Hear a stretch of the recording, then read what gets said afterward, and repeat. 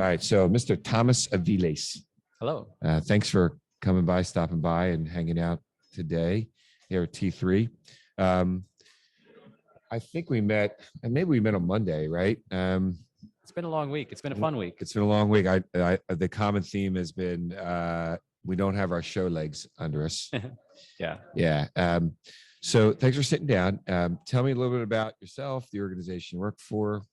Yeah. So I work for Morningstar.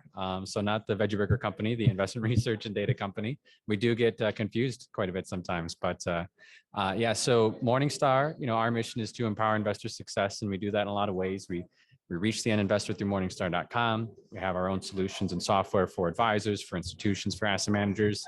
I'm on the advisor software side, right? So I work with large institutions in the United States, really empowering advisors to have the right tools to better help the end investor. Mm-hmm. So while we serve advisors with tools, we never lose sight of trying to help that end investor, reach their goals, make better investment decisions, and live their best lives.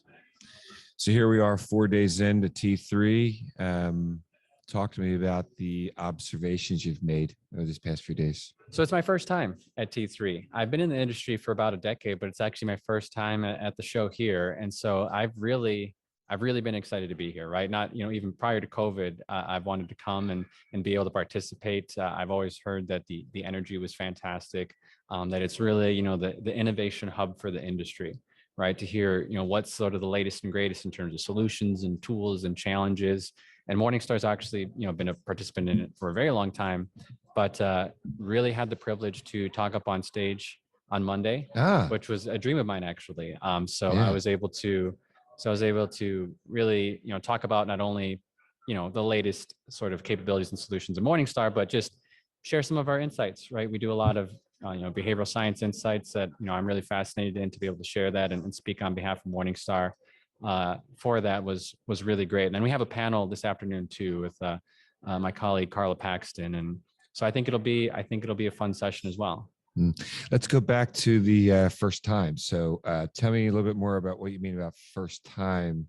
What does that mean? Yeah, so first time at T3. Yeah, so I've been on the conference circuit. Okay, I was inferring first time doing a presentation. Oh, well, it was at a conference setting, yes. At a conference setting, yeah, so. right. So jump right in. So tell me what that was all about, like first time. I mean, how nervous? How what was it? What you expected? Talk a little bit about what you were feeling during that time. I'll be honest, I was very nervous. Yeah, and I think even well-experienced speakers don't ever shake those nerves, and performers, right? You're a performer yourself, right? And so I think it's always there, but it's just how you use the energy, I think.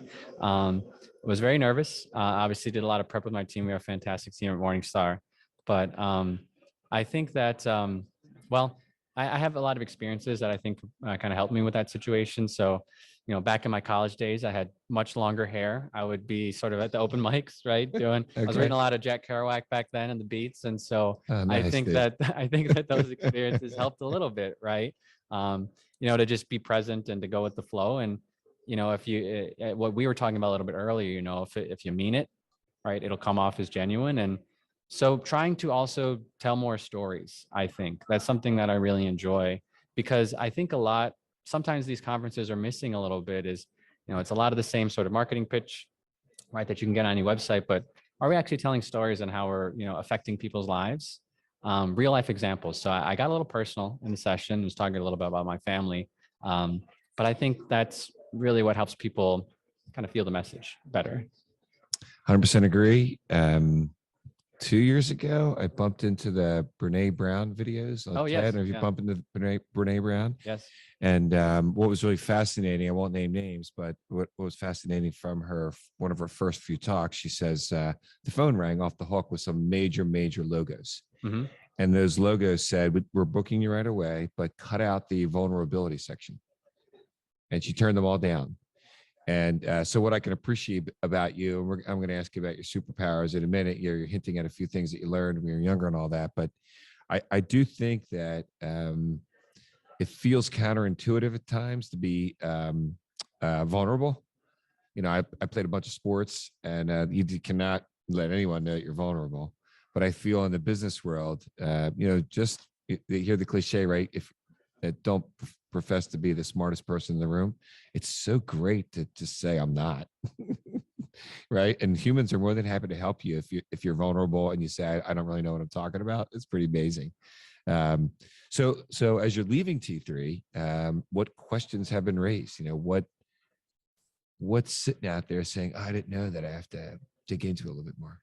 So I think one of the big questions that a lot of folks have from this conference is, how can we all work together, right? Obviously, a lot of these firms are competing with each other, but we're all have mutual clients, and so we need to find ways that we can really empower each other, right? And so hopefully, if there's mission alignment on helping the end client and helping advisors, they'll be able to find ways to get there. And we have, right? We have great partnerships with a lot of the vendors here. We work together in a lot of ways, and so I think that's a big takeaway. So I hope that is the case, right? How can we work together so we can, help the industry continue to progress for the better together? I think that's awesome, man. And I think that we've seen in the industry, history does repeat itself. I think in this side, what I've witnessed is there wasn't that collaboration a few years ago. And it goes, all the roots really go back to the banking industry, right? Which were some of the last folks to open up their systems from an architectural technology perspective. And I think you nailed it, right? We're now to a place where if you're not open as a platform, you're in trouble. But I think as people, right, trying to sell things and deliver solutions and make people happy, if you're not also willing to be open with those relationships, you're probably going to be, fall behind. Well, and there's so much, everyone says it's always, different now, but there's a lot of noise in industry today, right? And investors are bombarded with messages in so many different ways, right? With social media, it's not just, CNBC and the dentist giving you a stock recommendation, right? There's a lot of noise out there today, and they have really compelling arguments, but those arguments are without really understanding who people are as individuals, right? Their personal financial circumstance, their actual goals. So a lot of times the question is, should I invest in this thing or the other thing? But they should really be asking that question in the context of their goals and their personal profile. And so we're hoping that we can empower investors to do that. And I think that a lot of the vendors here do that in different ways. I love your messaging. As we wrap up, something that's very important to me is a concept of what is your superpower. And in the sales world, that's known as bragging. I think in our world, what we're really talking about is, in a modest way, but in an important way, everybody has abilities that make themselves, the people around them better. And I know you hinted at maybe some of the things when you were younger that developed those skill sets, but your thoughts on what your superpower is?